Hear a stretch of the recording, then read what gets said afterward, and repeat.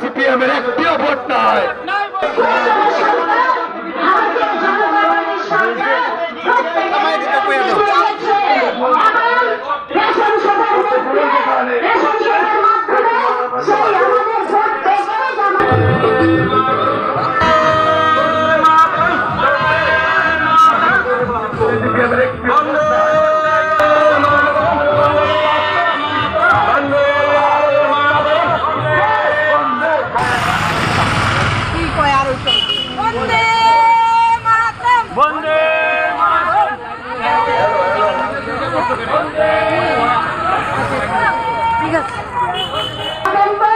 খুব সকাল সকাল ঘুম থেকে উঠে গিয়ে আমাদের প্রার্থী বর্ণালী দেবদাসকে পদ্ম ফুল চিহ্নে বিপুল ভোটে জয়যুক্ত করার লক্ষ্যে আমরা আজকে আপনাদের মাঝে এসেছি।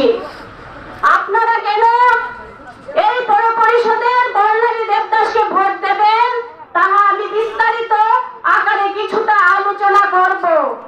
আপনারা জানেন খোয়াই পৌর পরিষদে 15টি ওয়ার্ড আছে। ইতিমধ্যে আমরা 7টি ওয়ার্ডে আমরা বিনা প্রতিদ্বন্দ্বিতায় আমরা জয়যুক্ত হয়ে গেছি। আর আমাদের বাকি যে ওয়ার্ডগুলি আছে সেই ওয়ার্ডগুলির মধ্যে 13 নং ওয়ার্ডের প্রার্থী বর্ণালী দেবদাস, উনি একজন মহিলা প্রার্থী।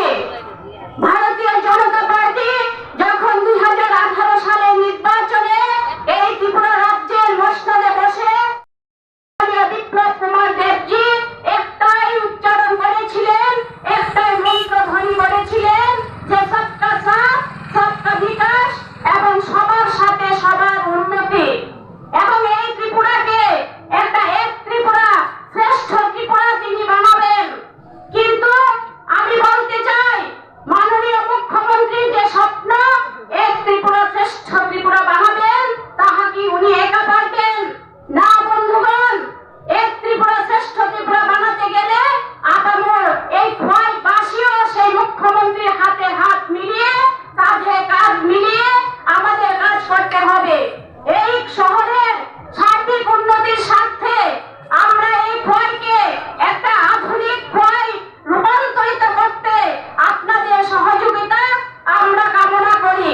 যেভাবে বিগত দিনে মার্ক্সবাদী কমিউনিস্ট পার্টির সেই মালিক চেষ্টা করেছিল, তখন আমরা দেখেছিলাম ত্রিপুরার মাঠঘাট তারা গ্রহণ করেছিল সিপিএম নেতৃত্বগণ, যে সেই জায়গা নাকি সিপিএম এর আন্দোলনের ঘোষণা ছিল এবং মানুষকে বিভ্রান্ত করে তারা এই কাল মানুষকে মিছিল এবং মিটিং এর লাইন লম্বা করত। যারা এই ত্রিপুরা রাজ্যে বিগত 25 বছরে 7.5 লক্ষ বেকার তৈরি করলো, আর আজকে তারা 3.5 বছরে সরকারের কাছে সমস্ত বেকারের কর্মসংস্থান চাইছে। বিগত 25 বছর রাজত্বের সময় তাদের বেকারের কর্মসংস্থান করতে হবে, সেই কথা তাদের কথা একবারে মাথায় আসলো না।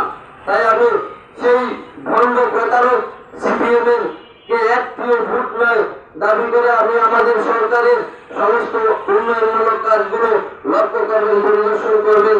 এগুলো দিকে আশা এবং বিশ্বাস রেখে আমাদের খোয়াই পৌর পরিষদের 13 নং ওয়ার্ডকে সর্বতভাবে উন্নত করার জন্য, সার্বিক উন্নয়নের জন্য আমাদের এখানে উপস্থিত এই ওয়ার্ডের লগ্নে আমরা এসে পৌঁছেছি।